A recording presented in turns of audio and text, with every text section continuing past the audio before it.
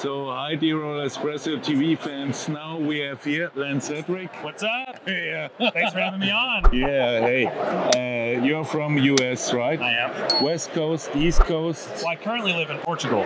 Portugal? Yes, as of 3 years ago. So why did you choose Portugal? Have you been? Yeah. Then you know. Yeah, I know. It's the And best. which part, Algarve or? No, Porto. Porto. Oh, Yeah. Porto is so cool.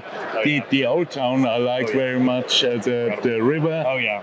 On the one side, the hotels. On the other side, the portos. Yes. Wow, my goodness. Incredible. Yeah. I love it. Cool choice. Thank you.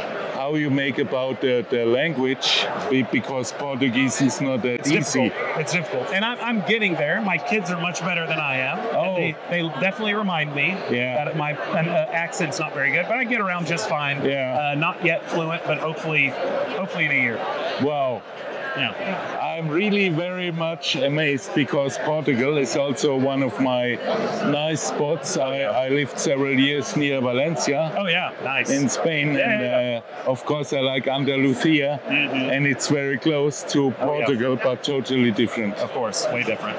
Very I love it different. there. And yeah, what's also uniting us is the spirit of the coffee. Of course. And this is really something very important because the plant, in my opinion, also has a kind of a communication tool, like the ingredients Yes. or spirit or however you want to call it, etheric oils, substance. So it's corresponding with us. Of course. And in a very good way. I think coffee is a kind of a network plant. Yeah. How you experience this? Oh, absolutely. I mean, coffee connects people from all over just because it's a widely grown crop around the world. People rely on it for a lot of different things. They rely on it for a safe place to retreat to, like a cafe that, really started in the 90s or so. Yeah. The cafes go back to, the 1500s, right, in Austria. But it's a great place to speak with friends. It's a nice social lubricant. It also helps with people. Some people have found that it actually helps with anxiety, while others find it doesn't. But it's a great beverage, a great hobby for people to connect over. And it connects us on multiple levels. It's great. Yeah, so let's connect on the physical level. Yeah. Here is this new Baratza. I mean, I'm not a big fan of this of the old grinders Sure. from Baratza. They were very noisy. Oh, yes. And this one now is a new generation. Yes, well, sort of. It's just a pro version of the ESP they released like a year and a half or 2 years ago. So a lot of it is the same, but they have made a couple of changes. Like, for instance, obviously they have the screen on the front where you can track what your grind size is. Yeah.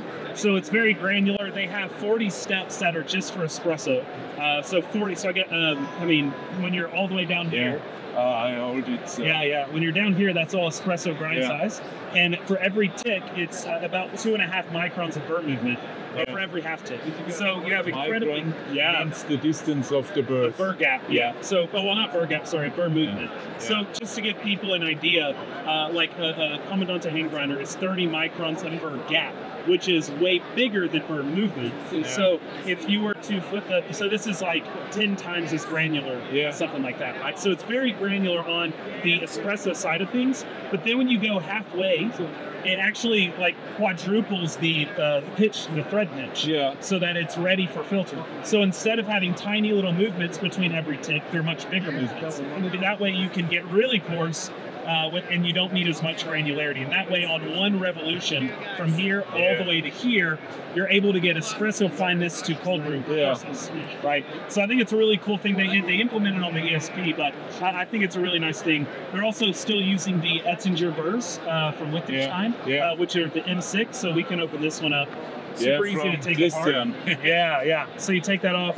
Now, one thing they've added to this, which I think is huge, is a slow feeder disc.